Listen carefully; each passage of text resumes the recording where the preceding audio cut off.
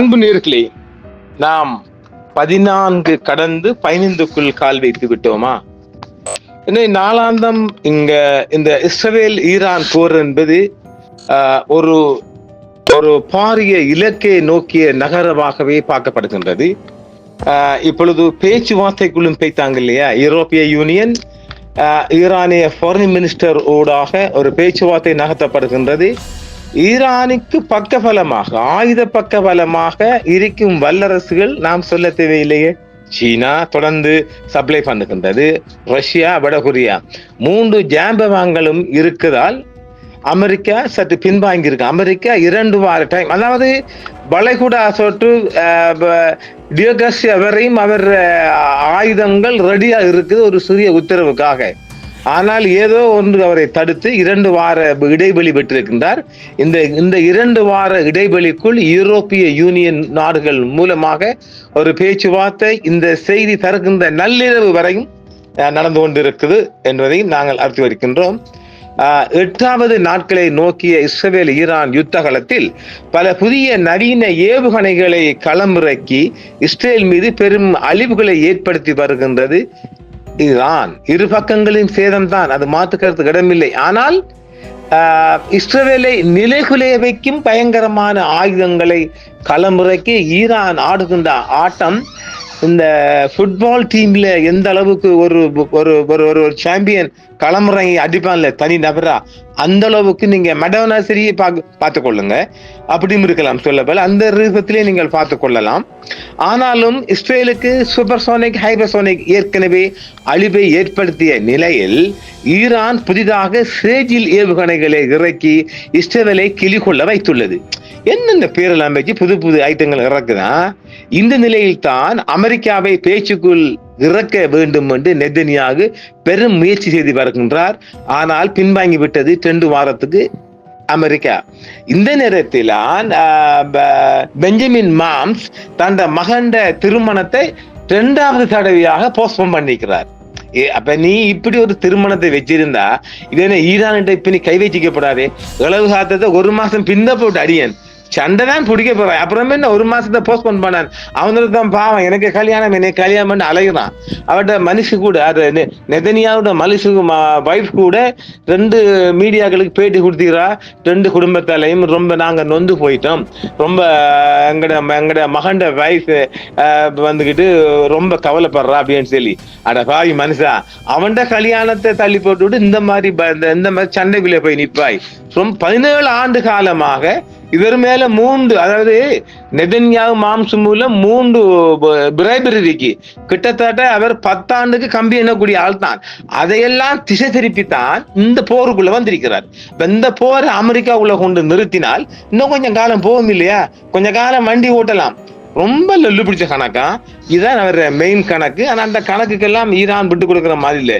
Iran பெருசு ஒரு முடிவு பண்ணிட்டா, நான் இனி இருந்தேன் இனி எவ்வளவு காலம் வாழ போறோம், அடிச்சு சாதி போட்டு போகணும்னு ஈரான் பெருசு ஒரு முடிவு பண்ணிட்டு.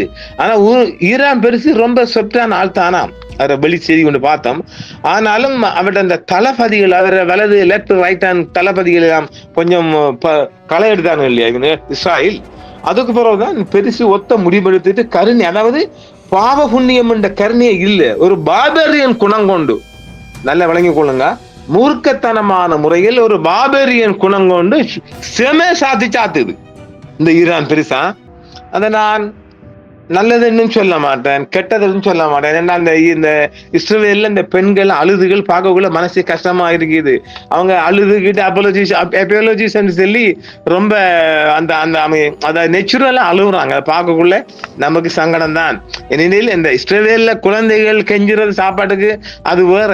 இப்ப இஸ்ரேல் மக்கள் ஒரு முடிவெடுக்கலாம். அந்த மக்கள் அழகான ஒரு முடிவெடுத்தால் இந்த பெஞ்சமின்ஸ் மாம்சை தூக்கி எறிஞ்சிட்டு ஆட்சியம் கொடுத்துட்டு இந்த நாட்டை பிரிச்சு விடுங்க, நாங்களும் இதே பங்கருக்குள்ள படுத்துக்கிட்டு ஓடுறதும் வாரதும் இதே பூமிக்குள்ள படுக்கிறோம், இதுதான் நான் தொழில் என்று கேட்டு இந்த மக்கள் ஒரு முடிவெடுத்தால் இஸ்ரேலுக்குள்ளே ஒரு ஆட்சி மாற்றம் வந்து இந்த பலஸ்தீன் மக்களுக்கு ஒரு ரிலீஃப் கிடைக்கும் நான் நினைக்கிறேன்.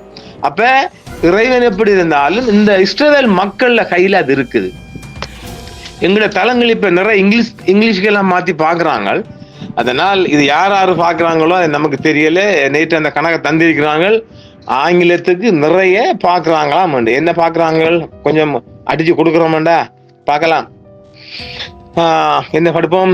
சேஜில் ஏவுகணை இறக்கி இஸ்ரேலை கிழிகொள்ள வைத்துள்ளது. இந்த நிலை தான் அமெரிக்காவை போருக்குள் இறக்க வேண்டும் மாம்ஸ் கங்கணம் கட்டி அலைஞ்சாலும் அது 2 வாரத்தை கொடுத்திருக்கு. இந்த நிலையில் இந்த போரை நிறுத்த வேண்டும் என்று UK, பிரான்ஸ், ஜெர்மனி நாடுகள் வலியுறுத்தி வருகின்றன. அடி ரொம்ப வலிக்குதுங்க. இந்த போரை நிறுத்து ஸ்டாப் பண்ணுன்னு சொல்லி ஈரானுக்கு தான் கட்டளை விடுறாங்க. இந்த நிலையில் ஈரானில் சூப்பர் லீடர் பெரிசு கருணையே காட்ட வேண்டாம் என்று இஸ்லாமிய புரட்சி படைகள் உத்தரவிட்டுள்ளார். உங்களுக்கு பாகுனத்தை இனி பார்க்காத. அதாவது ஒரு மனுஷன் தானே, நான் ஒரு பொறுமை எல்லை தாண்டினா நம்மள கடந்து என்ன பேசுறோம்னு தெரியாம போம், என்ன செய்யறோம் தெரியாம போம். அந்த நிலைமையில இந்த ஈரான் பெருசு களமிறங்கிட்டு எப்பா ரொம்ப கூடப்பா. ஈரான் தற்போது ஃபட்டா 1, ஃபட்டா 2, சேஜில் என்ற 3 ஏவுகணைகளை இஸ்ரேலில் இறக்கி மிரட்டி வருகின்றது. டெல் அபீப், ராமன் கன் இது இந்த ஊர்களை பேர்களா வாய்க்குள்ள நுழைஞ்சாச்சு. மலப்பழம் அப்படி ஷவுட் டெல் அபீபில் பெதியாம், ஹைஃபா ரொஷோரி, ரஷ்யோன் நியர் டெல் அபீப், பீர்ஷபா இந்த சிட்டிகள் எல்லாம் ஒரு 75% தாக்கப்பட்டிருக்குது. வாய்க்குள்ள நுழையாத பேர்களா அப்புறம் ஸ்பெல்லிங் போலையெல்லாம் சொல்லிட்டு வந்து நின்றாங்க. புதுசா பேரை கேட்கிறோம். அதுவே பண்ணிட்டு அந்த முட்டையில புழுங்கி வருவீங்களே, அதுக்காக சொல்றேன். எனவே இந்த மாதிரி சிட்டிகள்லாம் ஒரு 75% ஃபுல் டிஸ்ட்ராய்ட் டேமேஜ் ஆகிருக்குது. இனி அந்த பில்டிங் எல்லாம் ரிமூவ் பண்ணிட்டு புதிய பில்டிங் தான் கட்டணும். அதுலயும் இந்த ஹைஃபா இருக்கு இல்லையா, அதாவது நாங்க ஏற்கனவே சொல்லியிருக்கிறோம். என்னது, கொழும்பு மாநகரின் ஹாபர் எந்த அளவுக்கு இருக்கு பாருங்க. சென்னை மாநகரத்தின் துறைமுகம் இதெல்லாம் மிகப்பெரிய பம்பைரே துறைமுகம். எந்த இலக்கு பாருங்க, மிகப்பெரிய இலக்கு, மிக துல்லியமான இலக்கு. எங்க வேணுமென்றால் அவங்களோட ராணுவ உயர் தளபதி அழிச்சாலும் கூட இஸ்ரேல் மீது ஈரான் தொடுத்திருக்கின்ற இந்த யுத்தம் என்பது கிளிகொள்ள வைத்திருக்கிறது மக்களையும் ஆட்சியாளர்களையும். அதுலதான் பெஞ்சமின் மாம்ஸுக்கு ரொம்ப தலைவலியா போச்சு. அங்கால வீட்டுக்குள்ள தொல்ல, மகண்ட கல்யாணம் இல்ல, இங்கால மக்கள் கிளர்ச்சிகளுமா பாக்குது. நாங்க எத்தனை இப்படி படுக்கிறோம்னு சொல்லி இப்ப போக்க பார்த்தா இந்த 2 வாரத்துக்குள்ளையும் இஸ்ராயலுக்குள்ள மக்கள் கிளர்ச்சி எழும்பியாலும் ஆச்சரியப்படத்துக்கு இல்லை. பெட்டா 1, அதாவது ஃபட்டா 1 கோட்டையா ஃபட்டா 1 என்ற ஏவுகணை என்பது ஏற்கனவே 2024 அக்டோபரிலும் ஃபர்ஸ்ட் டைம் ஆபரேஷன் த்ரூ இந்த பிரமிஸ்ல பல ஃபட்டா ஏவுகணைகளை இஸ்ரேல் மீது ஏவியுள்ளது. ஹைபர்சோனிக் ஃபட்டா 1, ஃபட்டா 2 சேஜில் ஏவுகணையில் தான் இப்போது அமெரிக்கா, இஸ்ராயல், யூரோப்பிய யூனியன் நாடுகளுக்கு கலக்கத்தை ஏற்படுத்தி இருக்கின்றது. இது மிகப்பெரிய ஒரு தாக்கத்தை கொண்டு வருகுதான்.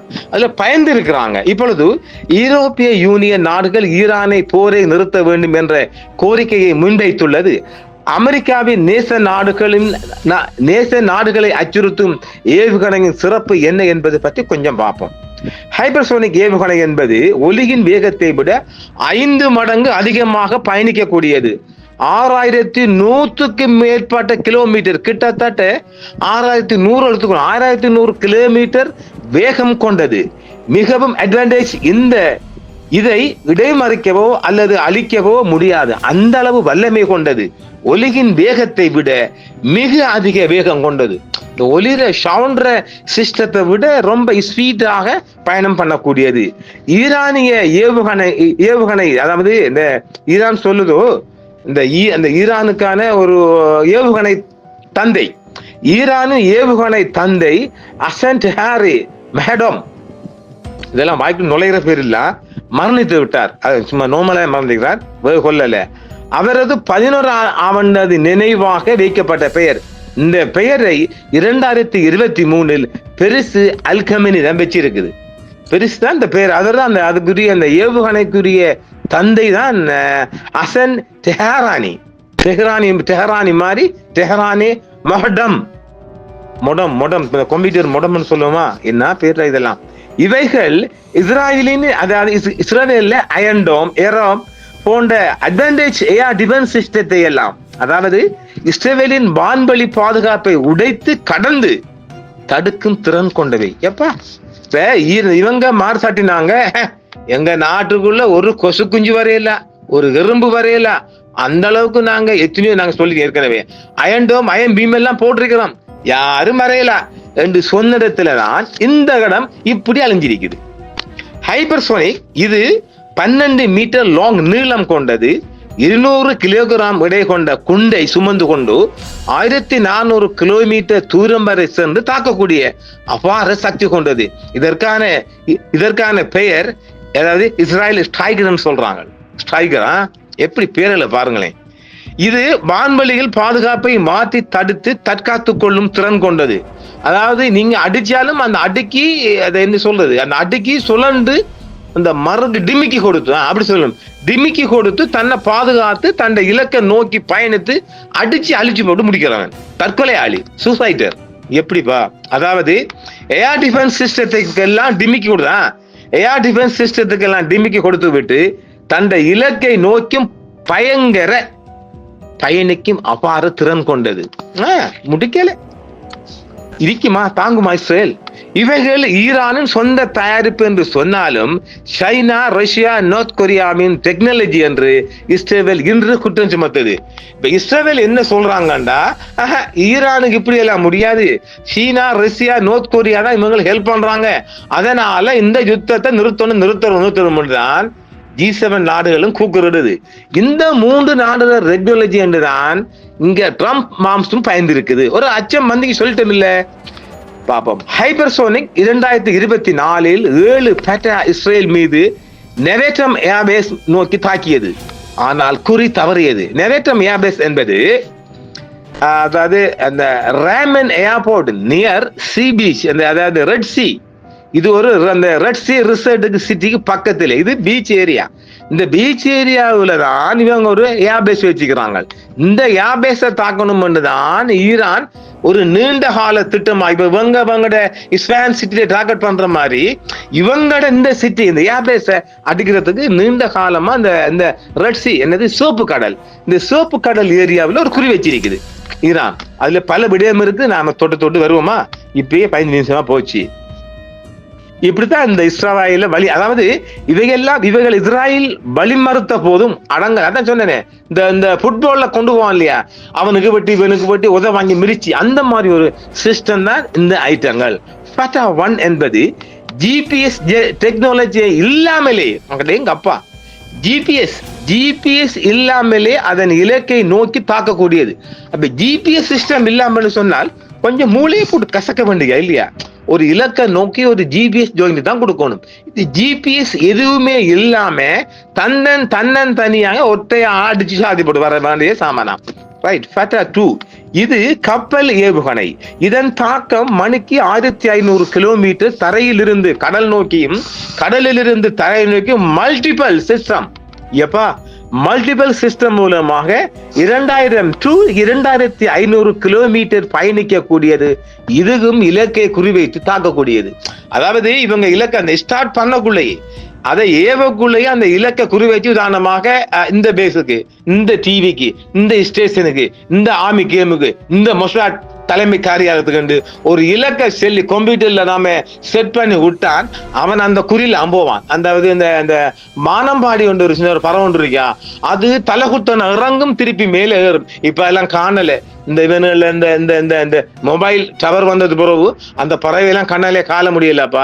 ஒரு 10 ஆண்டுக்கு முன்னால பாத்தீங்கன்னா காலையில எல்லா ஊர்லயும் கிளம்பி சிட்டிக்குள்ள இல்ல வடகிழக்கு ஏரியா ஏரியாவெல்லாம் பார்த்தோம்னா அது மேல வான்ல இருந்து தலைகுத்தன அப்படி பிளைட் மாதிரி குஞ்சு ஒரு சின்ன கணக்கு தான், ஒரு 4-5 இன்ச்சு இறங்கும் ஏறும். அந்த அளவுக்கு ஒரு சக்தி கொண்ட சாமான் இது. இப்போது இவைகளை தாண்டி முதலாக ஈரான் சேஜில் ஏவுகணை ஏவி வருகின்றது. எப்பா இது கொஞ்சம் அதை விட ரேஞ்ச் கூட, 2000 கிலோமீட்டர் பாய்ந்து செல்லக்கூடியது. இது தென்கிழக்கு யூரோப் வரையும் செல்லுமா. இப்ப தென்கிழக்கு யூரோப்னா நம்மளுக்கு அந்த நாடு தெரியல, அதை நான் தேடி தரேன். Albania, Bosnia, Bulgaria, Greece, Kosovo, North Macedonia, எப்பா எங்கெல்லாம் போகுது, Romania, Serbia, Slovenia, Croatia, Montenegro, துருக்கி வரையும் சென்று தானாக சென்று தாக்கி அளிக்கக்கூடிய வல்லமையை கொண்டுதான் சேஜில். அந்த சேஜிலு கிட்டவங்க நெருங்க முடியுமா? அதுக்கு தான் இந்த கத்துறாங்க. போன்ற நாடுகளை தாக்கக்கூடியது. 51 அடி நீளம். 51 அடி என்றா மிகப்பெரிய நீளமா? கிட்டத்தட்ட இந்த வடகிழக்கு நாங்க தென்னை மரத்தை சொல்லுவோம் இல்ல, ஒரு ஒரு 20, 25, அதாவது ஒரு பிக் சைஸ்ல 3 தென்னை மர 51க்குள்ள, அதுவும் ஒரு 3 தென்னை மர நீளம் கொண்டது. நம்ம கண்ணுக்கு பார்வைக்கா லேசா விளங்கக்கூடிய அளவுக்கு 700 கிலோமீட்டர் வெடிபொருட்களை சுமந்து செல்லக்கூடியது. ஏஆர் டிஃபென்ஸ் சிஸ்டத்துக்கு எல்லாம் கடந்து அவருக்கும் டிமிக்கி கொடுத்து தாக்கக்கூடிய வல்லமை. அப்ப இதுல இப்ப அமெரிக்க மாம்ஸ் பயப்படுறது, இந்த அளவு சக்தி ஈரானிடம் இருக்கும் என்றால் இவரு தானாக கொண்டு மூக்க நுழைச்சால் ரம்ஸ் மாமும் அடிபடத்தான் போகுது. ஏனெனில் இதுல வல்லமை கொண்ட ஜாம்பவான் 3 பேர் இருக்கிறான்ல. இப்ப நாங்க நேற்று சொன்னோம் இல்ல, ரஷ்யா வார மாதிரி இல்லைன்னு. இல்ல, ரஷ்யா பின்னி சொல்லி இருக்கிறான், தன்னை சிட்டிசன்களை ரிமூவ் பண்ணுங்க, ஆனால் எங்கட சயின்டிஸ்ட் அங்க இருப்போம். அப்ப அது கொஞ்சம் கேள்விக்குறியா இருக்குது.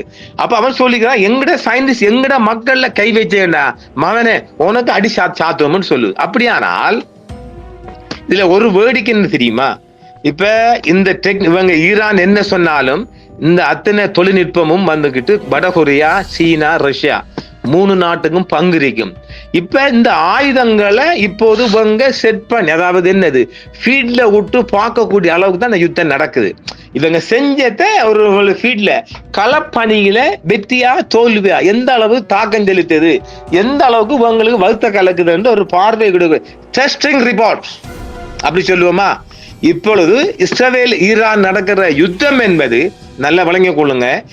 இந்த அதாவது இந்த இஸ்ரேல் ஈரான் யுத்தம் என்பது வடகொரியா, சீனா, ரஷ்யா போன்ற நவீன ரக கண்டுபிடிப்பு ஆயுதங்களின் ஒரு டெஸ்ட் ரிப்போர்ட். இந்த யூரின் ரிப்போர்ட் எடுப்போமா காலையில, இவருக்கு சீனி இருக்கா சுகர் இருக்கான்னு பார்ப்போம் இல்ல, அந்த ஒரு ரிப்போர்ட் மாதிரி கேஸ் தான் இது. இதைத்தான் இது. அப்ப ஆக மிகப்பெரிய வெற்றி இது. இப்ப இவனும் மூர்க்கத்தனமா தாக்கும். இந்த பாரசீகனும் ஈராங்காரனும் சும்மா லேசுப்பாடு ஆளிலே மூர்க்கத்தனமா வெறித்தனமா தாக்க. இந்த பெருசி 85 வயசு பெருசி அது எப்படி விறகுண்டு நிக்கி பாருங்க வேங்கையா. எனவே ஈரானிடம் இப்போது மோதுவது ஈரான் மோதல் அல்ல, இந்த 3 நாடுகளின் ஆயுத பரிசோதனை டெஸ்டிங் ரிப்போர்ட். டாக்டர் சொல்றாரு, இந்தப்பா உனக்கு தலை சுத்துது, காய்ச்சல் கீச்சல் இருக்குல்ல, புது காய்ச்சல் எல்லாம் வருது இல்ல, இந்த யூரின் ரிப்போர்ட் எடுத்துடுவான்னு சொல்லி தார மாதிரி அவங்களோட டெஸ்டிங் ரிப்போர்ட் ஒன்று போயிடுச்சு நாடுகளுக்குள்ள. இங்கதான் ரம்ஸ் மாமுக்கு ஒரு பயம் வந்துடுச்சு. இப்ப மாமு 2 வாரம் போட்டு இருக்குது. இந்த 2 வாரம் போஸ்ட்போன் பண்ண இந்த பீரியடுக்குள்ள யூரோப்பியன் யூனியன் எல்லாம் இவங்களோட ஈரான் ஹொர்முஸ் ஊடாக ஒரு பேச்சுவார்த்தைக்கு போறாங்க. அதுல ஈரான் பெருசு சும்மா பலமா இருக்குது. எப்படி இருக்குது? சண்டை தான் போகக்குள்ள என்ன பிரச்சனை, சண்டையை முடிப்பேன் சொல்லுது. இல்ல நீங்க எல்லாம் நிப்பாட்டுங்க. அப்ப ஆக இதுல பெஞ்சமின் மாம்ஸ் ஃபுல்லா தோத்து போகுது. தனி நின்று அடிபடி சாகுறே நீ எதிர்பார்ப்பு வரலையே. அவரை ஹோப் என்ன, அமெரிக்கா வரணும், அமெரிக்கா வரல. உண்மையிலே அமெரிக்காவை நான் இது சிறந்த முடிவென்பேன். ஏனென்றால் இதுக்குள்ள இவர் மூக்க நுழைச்சால் நிச்சயமா இந்த 6 வாரங்களோ சீனா வரும். 6 வாரங்களோ இல்லையோ சீனா இறங்கத்தான். என்ன சீனா நண்பேண்டா, உண்மையிலேயே ஒரு 4 காக்க விமானங்கள் மூலம் நல்ல சாமான் கொடுத்துக்கிறாங்க.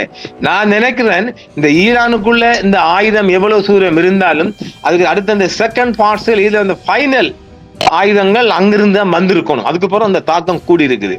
அதாவது ஆரம்பத்துல சின்ன ட்ரோன்ஸ்கள் அதுல சின்ன ஐட்டம் கொண்டு இறக்கி களமிறக்கிச்சு என்றால் அவங்க அதுலயும் ஒரு நோக்கம் ஒன்று இருந்துச்சாம்.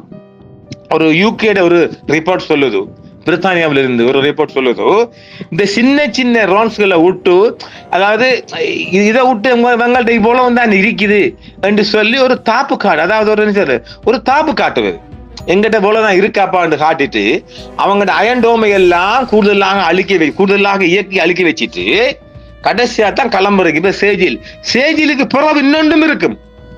அது கிட்டத்தட்ட அது 3000 கிலோமீட்டர் தாண்டி செல்லக்கூடிய அது பெருமை வெளியாக போகுது இந்த 2-3 டேஸ்க்குள்ள. ஆக ஈரான் போட்டிருக்கிற அடி உண்மையிலே இஸ்ரேலுக்கு மிகப்பெரிய அடி. வாழ்க்கையில நினைச்சு பார்க்க மாட்டான். லெபனான், பலஸ்தீன் போன்ற நாடுகள் எந்த அளவுக்கு சேரும் சேதிக்குமாக இருக்கின்றதோ அதே போன்று இந்த டெல் அவீவ் மட்டுமில்லாம இஸ்ரேலின் வெளி சிட்டிகளும் அவுட்டர் சிட்டியும் மிக அதிகமான பாதிப்பை கண்டிருக்கின்றது. ஆனாலும் இவர்கள் வட்டிக்காரர்கள் தானே, உலகம் முழுதும் பறந்து வாழும் வட்டிக்காரர்கள் பணத்தை கூடிய சீக்கிரம் கொண்டாந்து பில்டிங்கை எழுப்பிடுவானுகள். ஆனால் ஈரான் எழும்புறா நான் இருக்கேன்னு சொன்னா போல இன்னும் ஒரு 14 ஆண்டு கால போகும். இன்னும் ஒரு விடயம், நேற்று நாம் சொல்லியிருந்தோம், இந்த ஜலச்சந்திய பாகிஸ்தான் கட்டுப்படுத்த ஈரான் கட்டுப்படுத்த மாட்டாண்டு அதையும் ஒரு மிரட்டல் விட்டு இருக்குது. ஜலச்சந்தியை தங்களோட கட்டுப்பாடு எடுக்கிறப்பண்டு அது எந்த நம்பிக்கையில சொல்லியிருக்கின்றால் சீனாவின் ஆயுதத்தை நம்பித்தான் அந்த பேச்சை சொல்லியிருக்கும் நான் நினைக்கிறேன். எதுவானாலும் நாம் 17க்குள் நிறைய பேசுவோம். ஏனெனில் 16 வேறு விடயம். அது அந்த இந்த இஸ்ரேல் ஈரான் போர் ஒன்று இல்லாமல் அது தனியாக இந்தியாவிலிருந்து கிடைக்கப்பட்ட கிறிஸ்தவ மக்களுக்கான ஒரு மெசேஜ் வருகின்றது. அது தனியாக தமிழ்நாட்டுக்கு மட்டுக்குமான செய்தி, எங்கும் பார்க்கலாம். ஆனால் தமிழ்நாட்டுக்கு மட்டமான தமிழ்நாட்டு மக்களுக்கு மட்டுமான அது ஒரு கிறிஸ்தவ மக்களுக்குமான தமிழ்நாட்டிலிருந்து கிடைக்கப்பட்ட ஒரு செய்தியை நாங்கள் தந்திருக்கிறோம். அது நீங்கள் நாளை மாலை பார்க்கலாம். நாங்கள் 16க்குள் வேறு விடயங்கள் பற்றி ஆராய்வோம். நன்றி, வணக்கம். என்றும் உங்களுடன் சன்ரைஸ் இந்தியா டிவி. சப்ஸ்கிரைப் பண்ணுங்கள், பெல் பட்டனையும் கிளிக் செய்யுங்கள். உங்கள் ஆதரவே எங்கள் சேவை. ஆதரவு தாருங்கள், அரவணைப்போம். மறக்காம சர்ப்ரைஸ் பண்ணுங்க. தேங்க்யூ.